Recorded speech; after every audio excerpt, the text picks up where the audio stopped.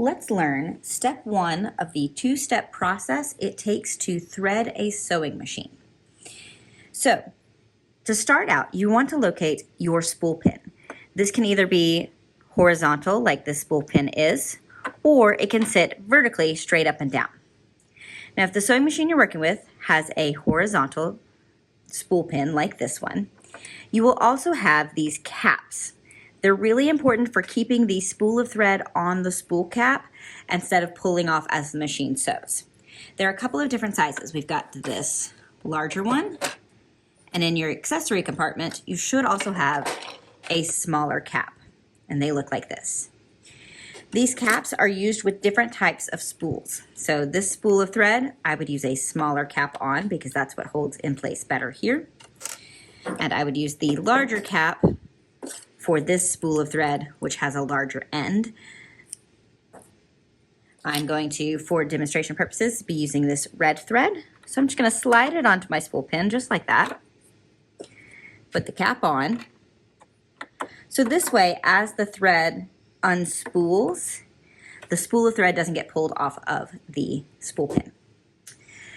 Every sewing machine is pretty much the same for the threading path. There might be slight differences, but on these machines, you can always follow the arrows. So if you notice, there's an image right here that has a straight line coming from the spool of thread toward this arrow.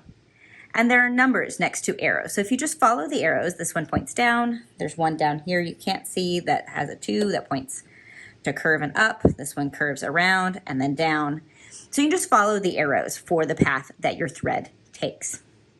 I'm going to come across to my first arrow, go under this hook like it shows, down this channel,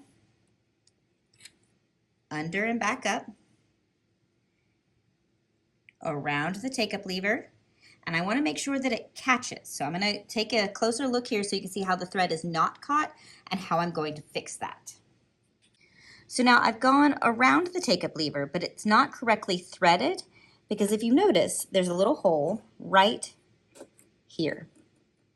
And we need the thread to go into that hole. So I'm just going to, with my finger, help push it along into that hole. So now you can see that the thread is caught on this hook right there. That's where you want it to be. Then we will continue following this down. It's on the take-up lever, and then I'm going to come down, straight down towards the needle. So now let's take a closer look at how do we thread a needle. Now that we've got everything else threaded, it's time to thread the needle. So right above the needle, you should have a little bar that is a thread guide.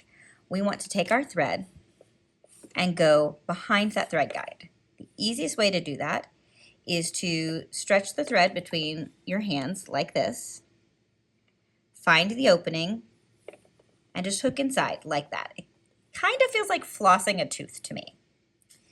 And now we want to thread our needle. The eye of the needle is down here. It's right here on the bottom. There's the hole, the eye. And we want to thread from front towards the back. So you're going to take your needle. You're going to take your thread, not your needle. Grab the end. It's always helpful to take a good look at it, and if it's got a really frayed edge, you're going to have a hard time getting it through the eye of the needle. So take a look at it. If it's frayed, give it a little snip to make it nice and pointy. Something that helps too is to have a very short end sticking out from your fingers. And then you're just going to go right in and poke through the eye of the needle. Now, something I like to do is once I've got the thread part of the way through, I will use my pointer finger to trap the thread against the back of the needle so that I can grab the little bit that I pulled through and pull it the rest of the way.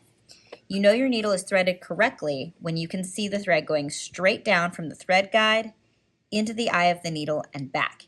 It should not be wrapped around the needle at all. It needs to come straight down and straight back.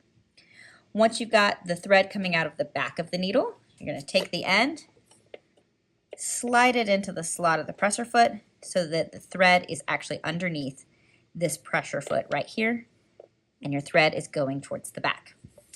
You do want to make sure you leave a tail that is at least long enough to drape behind the back of the machine.